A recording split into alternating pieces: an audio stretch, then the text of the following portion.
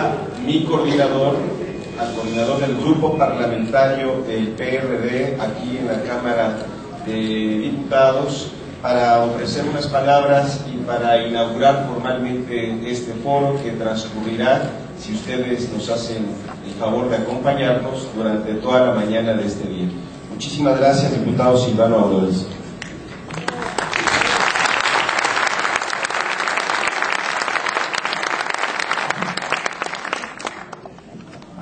Muchas gracias. Buenos días a todas, a todos.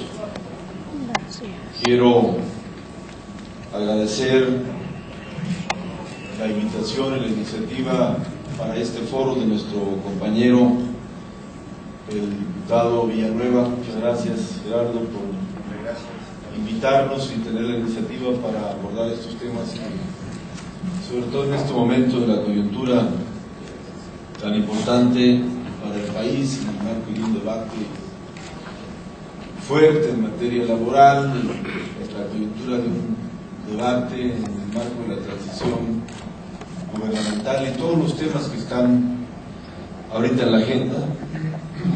Resulta por demás oportuno, importante este foro. También agradecer la presencia de nuestro amigo Martín Esparza. Como siempre, Martín, bienvenido a la Cámara, al compañero diputado Fernando Cuellar y a los demás invitados que hoy estarán platicando con ustedes sobre los temas del foro. Y a ustedes, amigas, amigos, bienvenidos, bienvenidas, bienvenidos a la Cámara de Diputados, a este importante evento de energía eléctrica, del conflicto laboral a la tarifa social.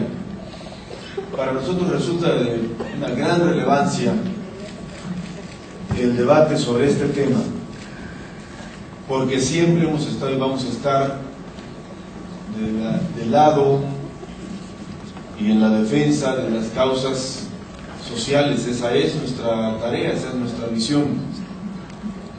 He escuchado con atención la información que nos da nuestro amigo Martín, y que solo demuestra, deja claro, ilustra los efectos que tuvo una decisión gubernamental, a nuestro juicio equivocada, pero sobre todo violatoria de la ley y de los derechos laborales, de los derechos humanos, pero que no acaba ahí.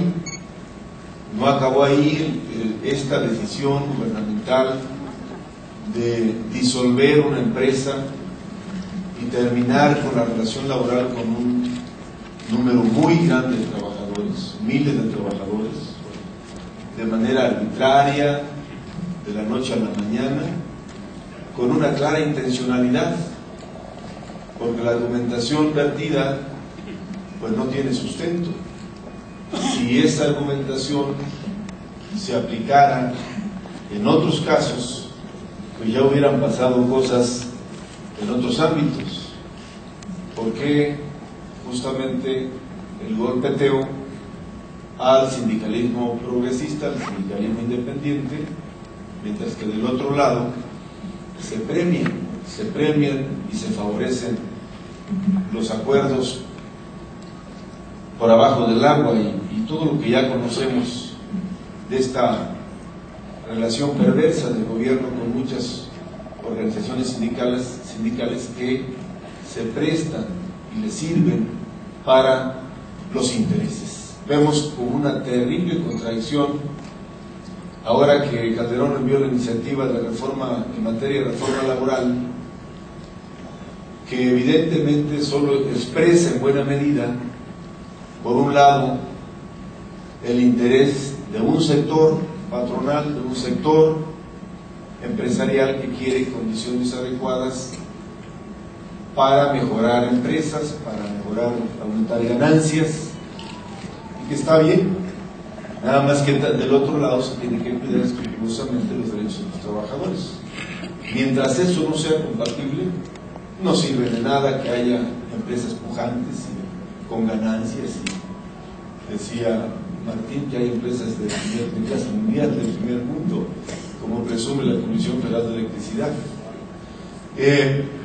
Pero por el otro lado, el tema de la vida sindical, de la apertura de la vida de las organizaciones sindicales en relación con las cuotas, la libre afiliación, la democracia interna. Pero la primera pregunta que surge cuando uno ve esta iniciativa: ¿y por qué la manda hasta ahora? ¿Por qué la manda a 3 meses que se acabe el periodo gubernamental, mientras que durante 6 años se mantuvo esa relación cercana y de complicidad con el sindicato magisterial? Pero no solamente eso, sino que se puso la política educativa en manos de la dirigente del sindicato magisterial. ¿Por qué hasta ahora? Es obvio que tiene una intencionalidad esta decisión, es decir, hágase la voluntad de mi juez, de mi compadre, es decir, como yo ya usé, me beneficié, ahora ya que cambien las cosas para lo que sigue. En fin, son muchos temas que hoy están en el debate, pero regreso al motivo de este foro que convoca nuestro compañero diputado Gerardo Villanueva, y resaltar que es de la mayor importancia. Yo felicito a Gerardo y al equipo que lo apoya para hacer esto, y a ustedes por darse este espacio para estar presente en estos debates y en estos temas que son determinantes para lo que sigue en la vida del país. Y solamente decirles que es muy lamentable que en México los precios de los energéticos, los costos para el usuario, estén a contentillo de los funcionarios del gobierno. ¿Quién decide el incremento del precio de la gasolina? El secretario de Hacienda. En los últimos 15 meses ha habido como 25 incrementos a la gasolina. Soy el último hace 15 días, otro incremento a la gasolina. ¿En base a qué o por qué o cómo no? Porque les falta dinero, le incrementamos la gasolina. ¿Cuál es el argumento? Pues es que no pasa nada, porque al cabo los pobres no tienen ningún efecto en virtud de que no tienen carro. Entonces, ¿qué les preocupa si sube la gasolina? Lo que no dicen es que cuando suben los combustibles suben las tortillas, que es un asunto fundamental. Y la luz, ¿de qué hablar? Llega el recibo, si pagaba 100 pesos, de repente llega a 120, pues 20 pesos más, no importa, los pago, porque si no me la cortan, y ahí te vas. En 6 años la luz ha aumentado como el 600% para la gente, para los usuarios en general. Y ese es un crimen, un golpe al bolsillo de la gente más necesitada. Pero eso sí, la CFE presume que es la quinta maravilla del mundo, sí, pero a costa del bolsillo de las familias más necesitadas. Por eso la importancia de este evento. Nuevamente muchas gracias por la invitación, Gerardo. Bienvenidos a la Cámara de Diputados, y sepan que siempre van a contar con nuestro apoyo, con el respaldo del Grupo Parlamentario del PRD, con el respaldo de las diputadas y diputados del PRD, y que estamos trabajando justamente en la ruta de que sea la Cámara de Diputados la que establezca los criterios para el incremento de los precios de los combustibles, y que no sea el criterio unilateral de un funcionario gubernamental en turno, con criterios retorcidos, como aquel que dijo que de qué se preocupaba si en este país una familia vivía bien y hasta le sobraba con 6,000 pesos al mes. Entonces, pues no me extiendo más, les pediría solamente que nos ponemos de pie para la inauguración del evento, siendo las 10:50 de... En los costos de inversión no se hace la diferencia cualitativa y cuantitativa de que en los productores independientes, aunque se les paga la inversión que realizan a través de un concepto llamado cargo fijo, las instalaciones continúan siendo propiedad de los productores independientes. Acá se paga la inversión, pero está incluida la inversión, pero las instalaciones son propiedad de si hiciéramos la incorporación contable tomando en cuenta estos dos factores, encontraríamos que las plantas de producción dependientes son como un 15% más altas que las que se generan con CFE. La siguiente, por favor. Esto aquí lo puntualizamos, son las inversiones no capitalizables. Es decir, debemos tener presente que la inversión que efectúan los productores independientes es restituida por Comisión Federal de Electricidad mediante el pago de un cargo fijo que se registra como gasto corriente, porque con esa erogación no se adquieren activos fijos, los cuales siempre son propiedad de los privados. En cambio, la inversión que se realiza en los proyectos, o sea, las amortizaciones que se hacen, no se incorporan a gasto corriente por parte de CFE porque se consideran que son inversiones en infraestructura que tienen otro tratamiento contable, pero aquí, porque se están adquiriendo activos fijos, pero aquí, aunque se hace la erogación, no se adquiere ningún activo fijo, no se adquiere ningún activo fijo, simplemente se le restituye el pago al generador privado. En la cantidad pagada por este Consejo al año 2010 asciende a 92.000 millones de pesos, o sea, a los productores independientes de energía, 20 productores aproximadamente que hay en el país, se les ha entregado una cantidad de 92.000 millones de pesos, pero esos 92.000 millones por cargo fijo no hemos adquirido ningún bien tangible, no es un activo fijo, se fue, se les pagó y no queda para el país nada de ello, quedan los activos quedan en propiedad de la CFE y eso afecta a la situación financiera del sector eléctrico público. No hay tiempo para interiorizarse más en esos detalles, pero debemos ver el aspecto cualitativo de lo que esto significa. Restricciones a la fabricación nacional. El esquema de los productores independientes auspicia el deterioro de la industria nacional de bienes de capital y materiales del sector eléctrico, debido a que este productor internacionales, los 20 proyectos que hay de productores independientes, todas son transnacionales, japonesas, españolas principalmente, Estados Unidos. Entonces ellos privilegian la producción de bienes de sus países, o sea, traen todos sus equipos, todos sus materiales, hasta los materiales más ínfimos, tornillos, piezas pequeñas, las traen de importación, o sea, y también equipos eléctricos, o sea, eso ha producido que la generación, que la industria nacional de este tipo de equipos se haya visto afectada y se haya replegado en esta fabricación, con todo lo que significa en la pérdida de empleo, en la pérdida de desarrollo tecnológico. La siguiente. Distorsiones a la planeación, ya lo mencionaba, por darle espacios, el margen de reserva es muy alto, mucho más alto que lo que tenemos, y paradójicamente pérdida de capacidad de generación del sector eléctrico público. Aquí tenemos un programa de retiros de unidades generadoras de 11.000 megawatts en el periodo que va del 2010 al 2023. 25 se van a retirar 11.000 megawatts porque ya no sobra capacidad. Entonces, aunque esas plantas generan porque ya sus costos de inversión ya son costos hundidos, generarían todavía de manera redituable para el sector eléctrico público, se prefiere retirarlas para que se sigan dando espacio a los generadores privados. Entonces, esos tres aspectos afectan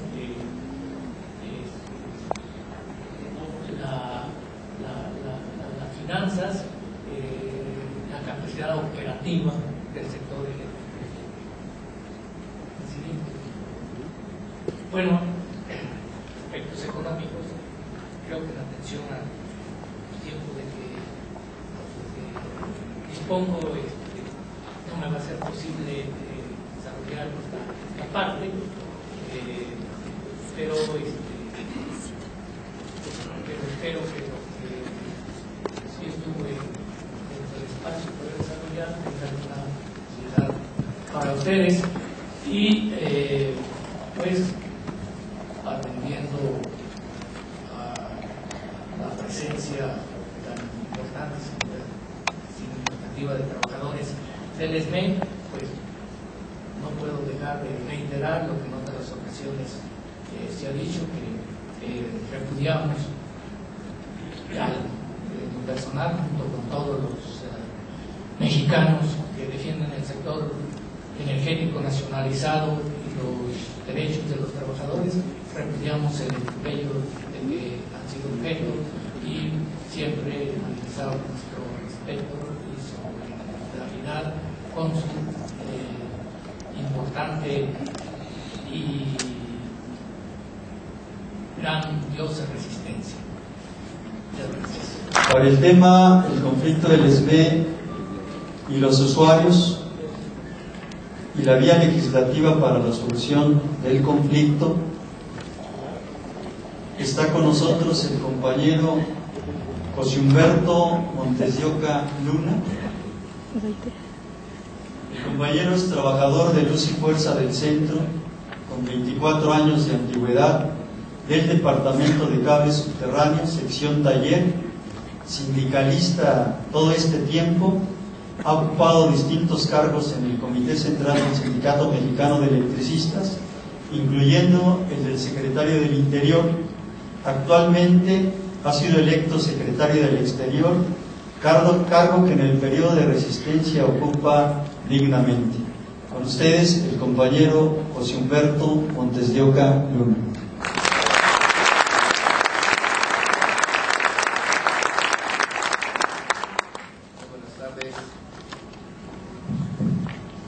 Gracias.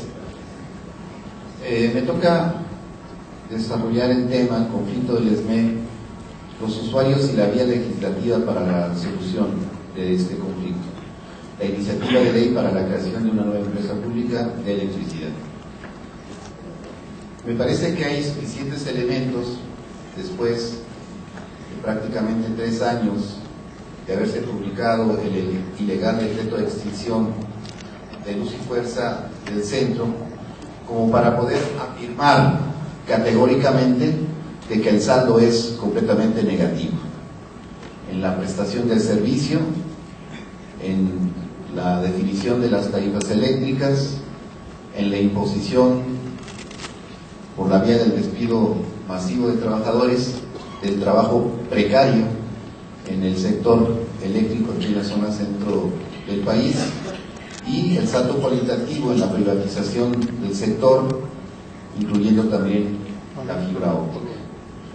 Entonces hay una afectación no solamente a los trabajadores agremiados al Sindicato Mexicano de Electricistas, que fueron despojados de su fuente de trabajo mediante la violencia del Estado, la utilización del Ejército y de la Policía Federal para desalojarlos de nuestros centros de trabajo. Se violenta también la legislación laboral, porque este despido pretende ser pasado como por una causal que se llama caso fortuito y causa de fuerza mayor.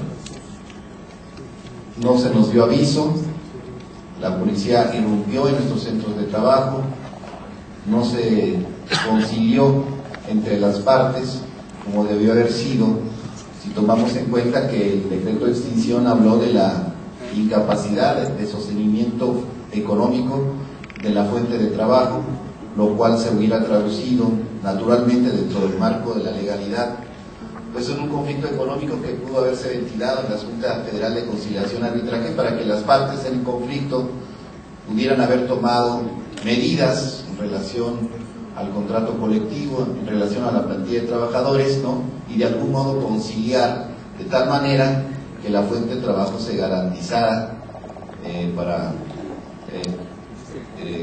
avanzar como una fuente de trabajo.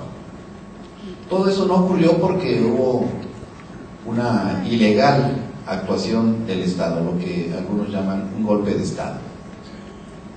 Por el otro lado, se presentó al sindicato y a la empresa pública ante los usuarios del servicio público y ante la nación en general como una empresa ineficiente y productiva que merecía ser intervenida por las Fuerzas Armadas y ser declarada inexistente.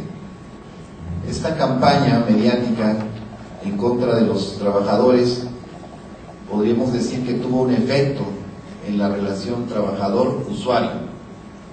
El usuario se dejó encantar por la promesa de que con la extinción de Luz y Fuerza del Centro vendría una rebaja en el costo de las tarifas eléctricas, que vendría la mejora de la calidad de la prestación del servicio. Y en un primer momento la relación entre usuarios y trabajadores fue de divorcio por completo.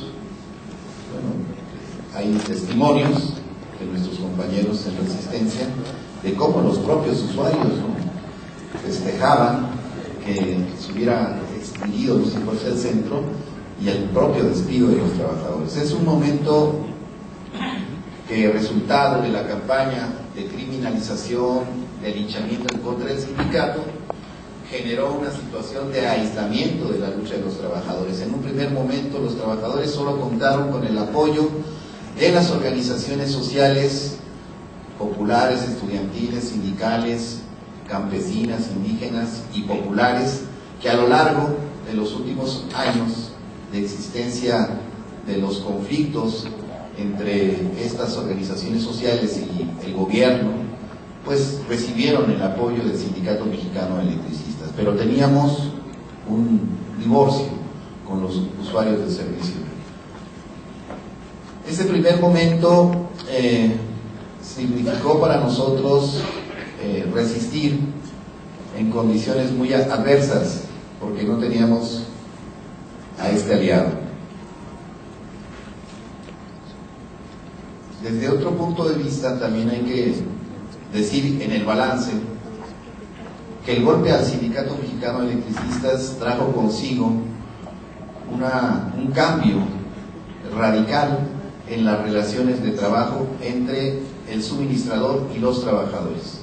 Hoy sabemos que hay 13,000 trabajadores subcontratados que laboran para Comisión Federal de Electricidad, que no cuentan con contrato colectivo de trabajo, que no tienen capacitación, no tienen experiencia en el manejo de los conductores eléctricos, y esto ha venido generando lo que nosotros decimos una política de crimen industrial, porque es mandar al matadero a los trabajadores que, careciendo de los elementos fundamentales para poder realizar esta actividad con seguridad, van directamente a una situación de riesgo y de muerte en muchos casos. Este también es el saldo negro del decreto de extinción. Todos estos trabajadores que, sin tener conocimiento, laboran para Comisión Federal de Electricidad. Y a la inversa, significa la destrucción de una relación laboral sustentada en un contrato colectivo de trabajo que encierra toda una serie de garantías, no solamente laborales, sino también sociales, que estaban como prerrogativas de los trabajadores que a lo largo de 98 años de existencia de nuestra organización sindical habíamos venido conquistando con la lucha sindical. En otro saldo también la legalidad sale bastante dañada, violentada por el decreto de extinción y por la fórmula en cómo fuimos nosotros despedidos.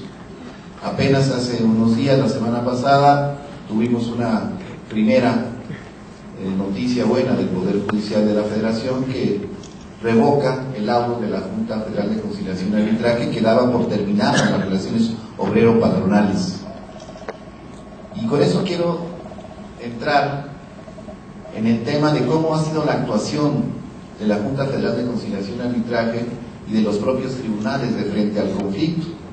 Y aquí podemos decir categóricamente que el Poder Judicial ha sido sometido, ha sido subordinado a los intereses y política de frente al conflicto del Poder Ejecutivo Federal.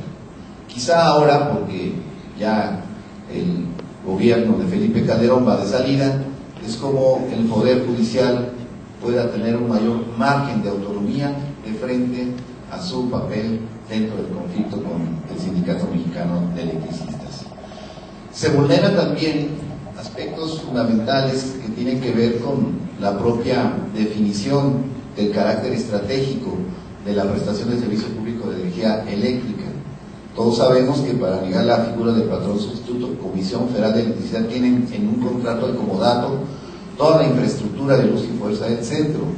Son bienes nacionales que han sido puestos en comodato sin que hasta el momento se haya definido desde el punto de vista jurídico, legislativo, la situación de luz y fuerza del centro. Nosotros decimos que aquí hay un vacío en donde no se ha modificado la ley del servicio público de energía eléctrica, su cuarto transitorio, en donde sigue apareciendo como empresa suministradora en la zona centro del país, Luz y Fuerza del Centro. Son de las inconsistencias jurídicas del decreto de extinción, son parte de la simulación de las instancias impartidoras de justicia en nuestro país, que han actuado de manera facciosa a favor del Ejecutivo Federal. En el transcurso del conflicto hemos venido recuperando la relación con los usuarios. ¿Sí? Ha venido transitando de este divorcio efecto de la campaña mediática de linchamiento en contra del sindicato hacia una relación de unidad convergente en intereses comunes. O sea, un aspecto fundamental es el hecho de que se puede hoy decir que esas organizaciones de usuarios, los comités, las propias asambleas nacionales de usuarios, tienen claro que el incremento del costo de la energía eléctrica es resultado del proceso de privatización del sector eléctrico nacionalizado.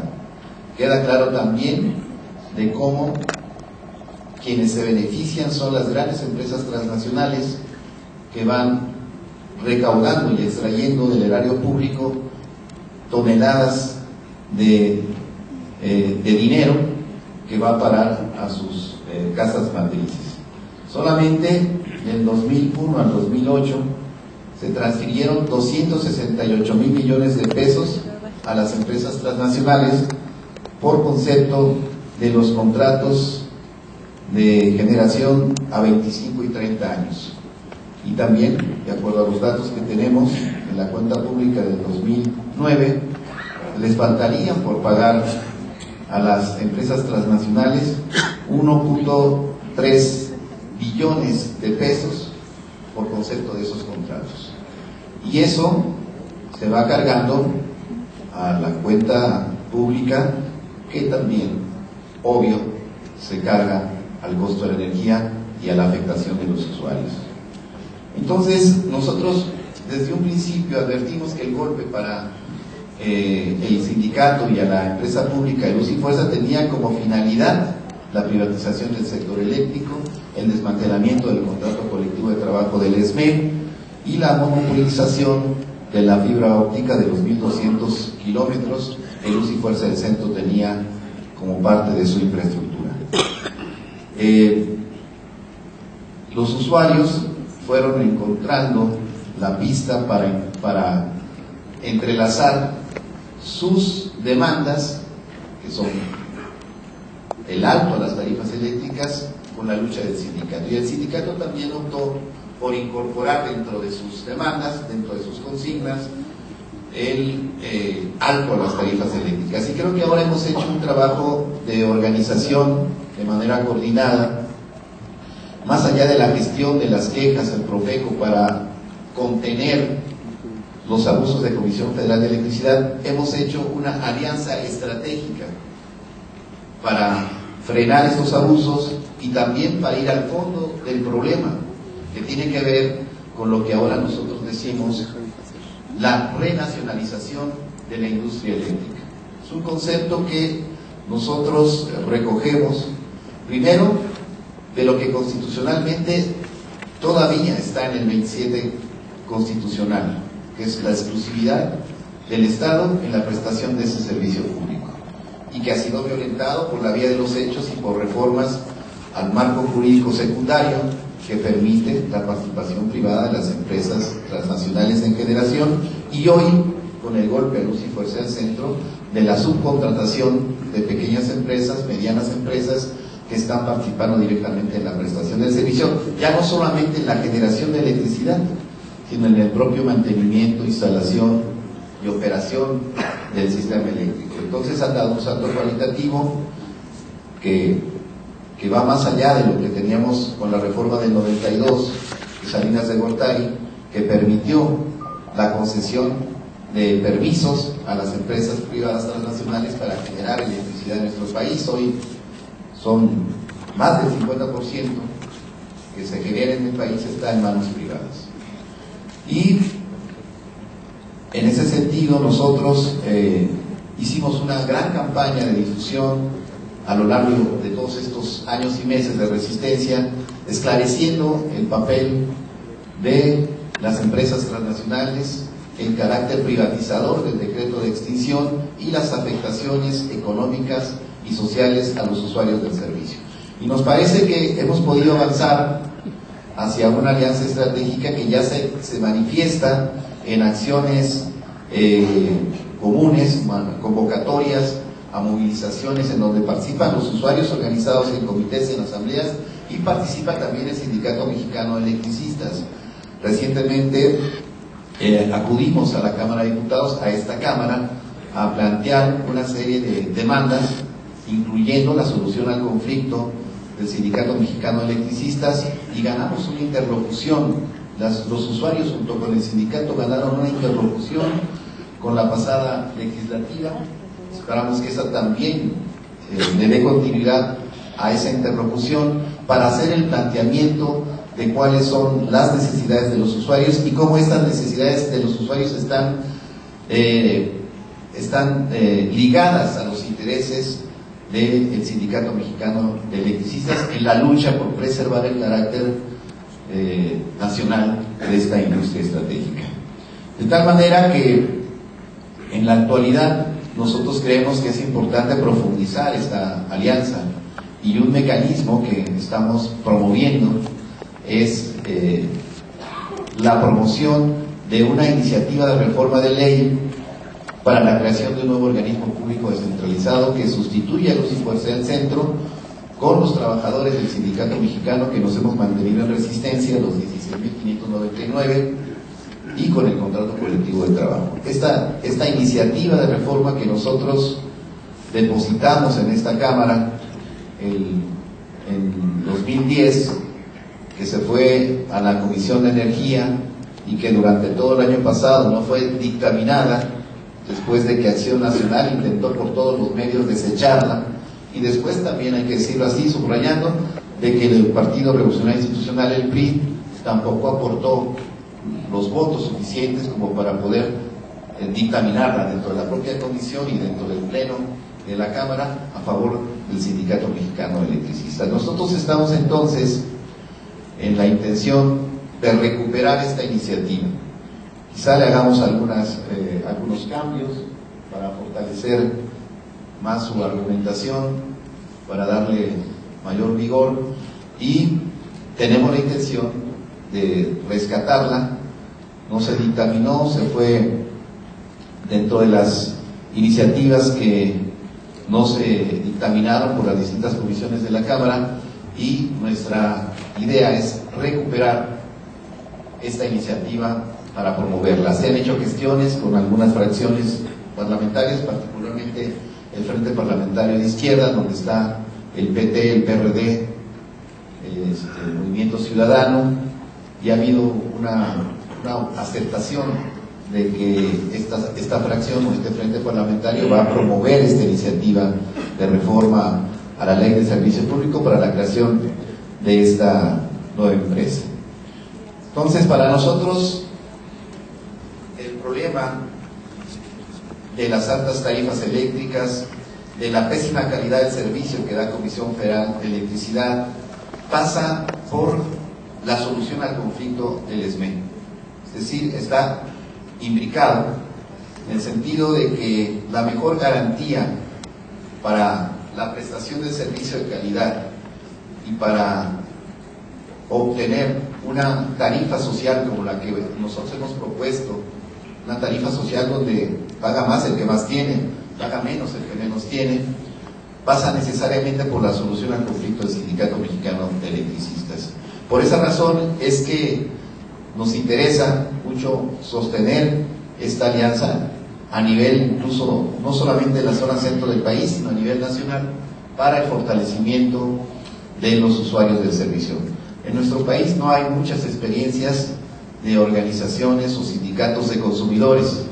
En otros países hay sindicatos de consumidores que se organizan para defender sus intereses, y me parece que esta experiencia de los usuarios del servicio de la energía eléctrica va a trascender en ese sentido, la posibilidad de que los usuarios, los consumidores de los servicios, de los bienes y servicios, puedan organizarse en defensa de sus propios intereses y establecer políticas de alianzas con los trabajadores del sector, que como en el caso de nosotros, pues estamos en un conflicto derivado del ilegal decreto de extinción de luz y fuerza, y que para que se resuelvan las demandas de los usuarios tendrá que ser de manera conjunta en relación a las demandas de los trabajadores.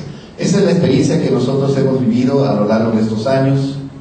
Vamos a actuar también en otros frentes y también con el respaldo de los usuarios, como ha sido en las negociaciones con el gobierno federal para el cumplimiento de los acuerdos del 13 de septiembre del 2011. También hemos recibido la solidaridad de los usuarios en las movilizaciones que hemos desarrollado a lo largo y ancho de todos estos meses, y también hemos recibido la solidaridad de los usuarios en el plano de la lucha jurídica. Cuando nosotros hemos ido a protestar a la Junta Federal de Conciliación y Arbitraje por las tácticas dilatorias que pretenden alargar los juicios buscando desgastar al movimiento y de que el movimiento desgastado, ¿no?, se rinda, bueno, no hemos ido solos. A los tribunales, a las juntas también hemos ido acompañado de los usuarios del servicio. Y con eso termino, ¿no?, con la expectativa de que esta alianza estratégica pueda consolidarse, no solo al término o en los términos de apoyar al sindicato y lograr la finalidad de regresar a laborar, sino que se convierta en una relación permanente de solidaridad mutua, de respaldo mucho para atender las demandas de unos y otros. Es decir, que entre los usuarios del Servicio Público de Energía Eléctrica hay organizados en comités y asambleas, y los trabajadores en resistencia del Sindicato Mexicano de Electricistas podemos salir adelante y ganar para todo el pueblo de México. Muchas gracias.